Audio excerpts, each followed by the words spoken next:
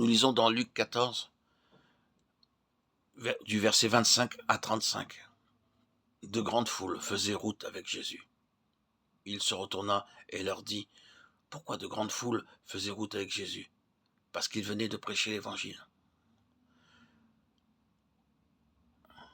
Comme il est indiqué dans la parabole Luc 12, 15, 21, il invite un grand nombre de gens à venir. En fait, tous ceux qui veulent manger sont venus. Beaucoup, ce sont les chrétiens. Quelle joie d'être sauvés.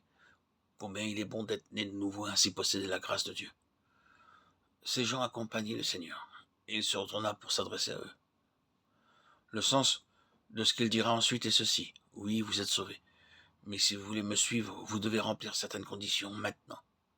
Il élève ainsi le niveau de la vérité, car il n'abaissera pas la mesure déterminée par Dieu à cause de ces grandes foules.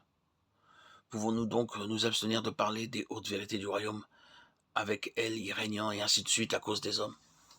La porte pour croire dans le Seigneur Jésus et être sauvé est large, mais la porte pour suivre le Seigneur et être glorifié avec lui est étroite. Je ne mettrai pas dehors celui qui vient à moi. Jean 6, 37. Ceci est le salut. Cependant, il y a des conditions pour ceux qui désirent suivre le Seigneur et être ses disciples. Si quelqu'un vient à moi, et s'il ne hait pas son père, sa mère, sa femme, ses enfants, ses frères, ses sœurs, et même sa propre vie, il ne peut être mon disciple. Luc 14, 26. Le Seigneur allume ici la question concernant l'âme. Il mentionne d'abord le père, la mère, la femme, les enfants, les frères et sœurs, puis l'âme. Si quelqu'un est capable de ne pas regarder à son âme comme étant précieuse, il est libre de tout attachement. Il faut mettre de côté ce qui égaie et apaise l'âme. Le Seigneur n'a pas dit qu'on devait rejeter père et mère, femme et enfants, frères et sœurs.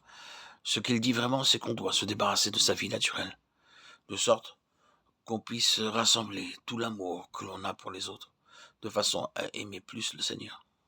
Ceci est nécessaire. Avant qu'un homme ne commence à le suivre, le Seigneur dresse devant lui une barrière énorme.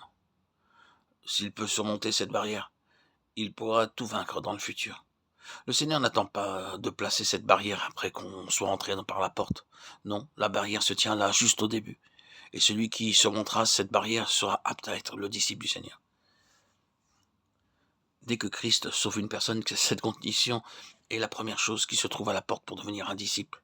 Le Seigneur ne pose pas cette condition 3 ou 5 ans après qu'une personne est née de nouveau, qu'une personne soit son disciple, et quelque chose qui doit être décidé au commencement même.